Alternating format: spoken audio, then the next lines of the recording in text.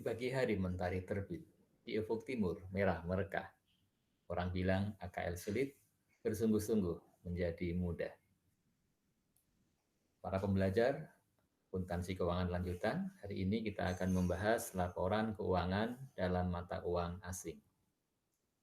Ada dua pendekatan untuk menjabarkan laporan keuangan dalam mata uang asing, dalam mata uang yang berbeda dengan induknya. Yang pertama, ya, closing atau current rate atau translation method. Ya. Yang kedua, temporal atau remeasurement method. Ya. Kemudian menurut IFRS dan PSAK yang digunakan adalah metode current rate. Ya. Dengan asumsi bahwa mata uang yang digunakan untuk pengukuran laporan keuangan anak perusahaan adalah mata uang fungsionalnya. Dan yang metode kedua digunakan bila terjadi superinflasi. Ya. Dalam 3 tahun inflasinya melebihi 100%.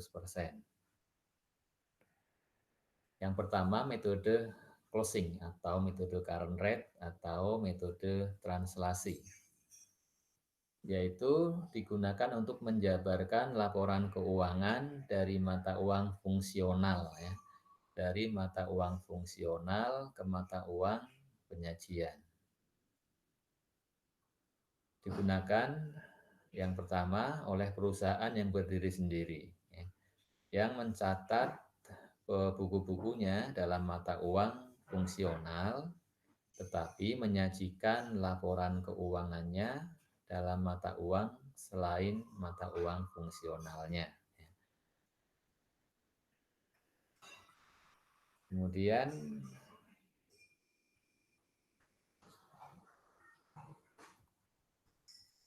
yang kedua, yang B, anak perusahaan atau cabang atau asosiasi yang mencatat buku-bukunya dalam mata uang fungsionalnya, kemudian menjabarkan laporan keuangannya ke mata uang, ke dalam mata uang pelaporan induknya untuk konsolidasi. Ya. Tentunya mata uang induknya berbeda dengan mata uang fungsional anak perusahaan. Nah, yang kedua, temporal method ya atau remeasurement method ya. Ini adalah digunakan untuk menjabarkan dari valuta asing ke mata uang fungsional ya. Kalau yang pertama dari mata uang fungsional ke mata uang pelaporannya. Kalau sekarang dari mata uang valuta asing ke mata uang fungsional. Digunakan untuk perusahaan yang berdiri sendiri ya, yang mencatat buku-bukunya dalam mata uang selain mata uang fungsional, tetapi menyajikan laporan keuangannya dalam mata uang fungsionalnya. Ya. Dari mata uang lain ke mata uang fungsionalnya. Atau kegiatan usaha di luar negeri ya, yang mencatat buku-bukunya dalam mata uang lokal, kemudian mata uang fungsionalnya sama dengan induk perusahaannya. Nah, sebagai ilustrasi ada Patriot Corporation, ya, perusahaan Amerika yang memiliki Regal Corporation yang beroperasi di Inggris. Nah, maka kemungkinan pertama ya, currency ya, fungsional currency-nya yang perusahaan anak yang di Inggris adalah pound sterling, British pound sterling. Kemudian pencatatannya juga menggunakan sama dengan fungsionalnya, British pounds, ya, pound sterling. Nah, kemudian akan dijabarkan ke mata uang dolar. Ya, mau dikonsolidasikan dengan induknya di Amerika, maka menggunakan metode translasi dari mata uang fungsional ya ke mata uang induknya, ya, menggunakan translasi. Kemudian yang kedua, ya, kasus yang kedua, nah, fungsional currency-nya, mata uang fungsionalnya US dollar, sama dengan induknya berarti ya, sama dengan induknya di Amerika. Hanya saja pencatatannya menggunakan mata uang lokal, yaitu lokal Inggris ya, pound sterling. Ya. Maka di sini kita akan akan menjabarkan ya dari mata uang lokal ya ke mata uang fungsionalnya. Maka dari mata uang lokal atau asing ke fungsional atau ya katakanlah ini lokalnya anak perusahaan ya dari mata uang lokal ke mata uang fungsional, maka yang digunakan adalah yang kedua, remeasurement. Kemudian yang ketiga ya, mata uang fungsionalnya euro ya. Mata uang fungsional euro kemungkinan dia banyak bertransaksi dengan perusahaan-perusahaan di daratan Eropa, maka menggunakan euro currency fungsionalnya. Nah, kemudian pencatatannya menggunakan lokal ya, pound sterling. Maka di sini ya dari pencatatan yang lokal kita akan jabarkan ke fungsional ya. Berarti menggunakan apa? Dari lokal ke fungsional menggunakan remeasurement. Ya. Kemudian dari mata uang fungsional kemudian akan dijabarkan ke induknya ke dolar Amerika. Ya. Maka menggunakan apa? Dari fungsional ke mata uang penyajiannya dalam laporan mata uang induknya menggunakan translasi. Seperti itu ya penjelasannya. Penggunaan translasi dan remeasurement. Kemudian kurs yang dipakai untuk menjabarkan laporan keuangan ya. Untuk akun-akun balance sheet ya, untuk share capital dan pre-acquisition return earnings menggunakan historical rate ya untuk kedua metode. Kemudian post acquisition return earnings tidak dijabarkan. Kenapa? Merupakan hasil perhitungan ya, di kedua metode. Kemudian untuk akun-akun monetary asset dan liabilities ya. Ini menggunakan cash berupa akun cash, receivable, payable. Di sini ya kedua metode menggunakan closing atau current rate ya, menggunakan kurs yang sama. Nah, yang selanjutnya yang non monetary items ya at historical cost, misalnya fixed asset, investment at cost, prepaid items, inventories, intangible asset. Menggunakan kalau metode pertama menggunakan closing atau current rate sesuai dengan namanya, metode yang kedua menggunakan historical rate. Nah, nanti ini akan kita contohkan nanti ya. Untuk intangible asset ya, kalau metode translasi pakai current rate, kalau metode temporal pakai historical rate. Kemudian yang selanjutnya non monetary items yang dinilai at fair value ya, at fair value-nya. Kalau yang at fair value-nya metode pertama masih sama menggunakan current rate. Metode yang kedua menggunakan rate pada waktu revaluasi. Kemudian untuk laba rugi selisih kurs dari penjabaran dilarikan kemana? Kalau di metode pertama ke neraca, ya ke ekuitas sebagai apa? Other comprehensive income. Sedangkan metode temporal dilaporkannya di laba rugi. Kemudian akun-akun laba rugi yang pertama sales, purchases, expenses, income items dari keluar masuknya aset monetary ya atau liability yang keuangan ya.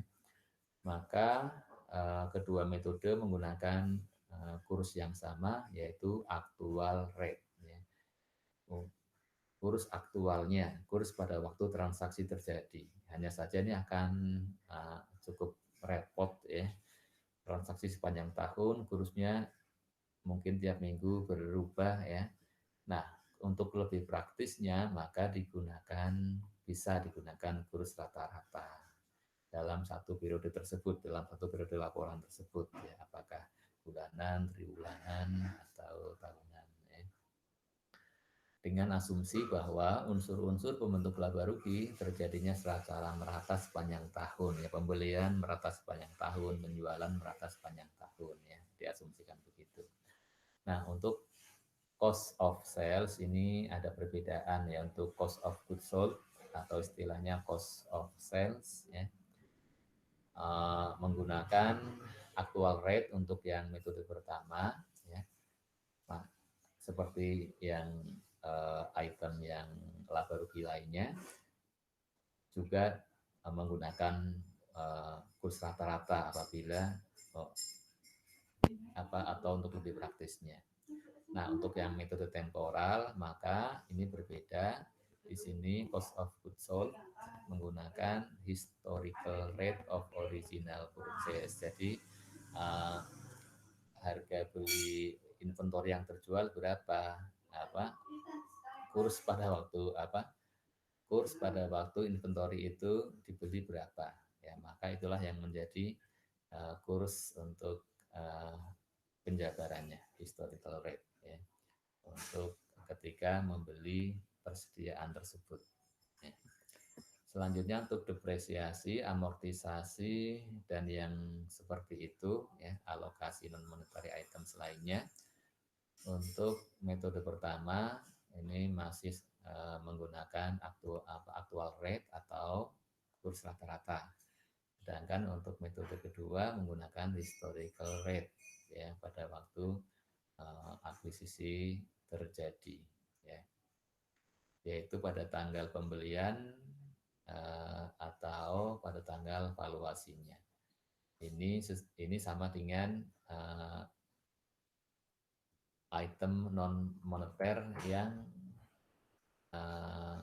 at cost, ya, kalau di metode kedua menggunakan historical rate, ya. Nah, untuk dividen dan alokasi laba yang lainnya ini kedua metode menggunakan actual rate. Actual rate yaitu kurs pada saat dividen dibagikan.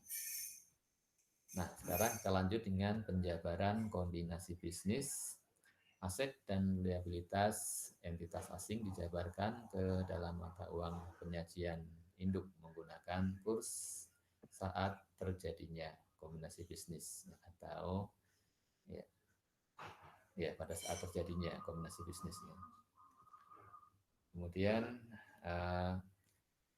aset dan liabilitas asing tersebut dinilai berdasarkan fair value dari mata uang entitas tersebut, kemudian dijabarkan ke dalam mata uang penyajian induknya menggunakan kurs pada saat terjadinya kombinasi bisnis.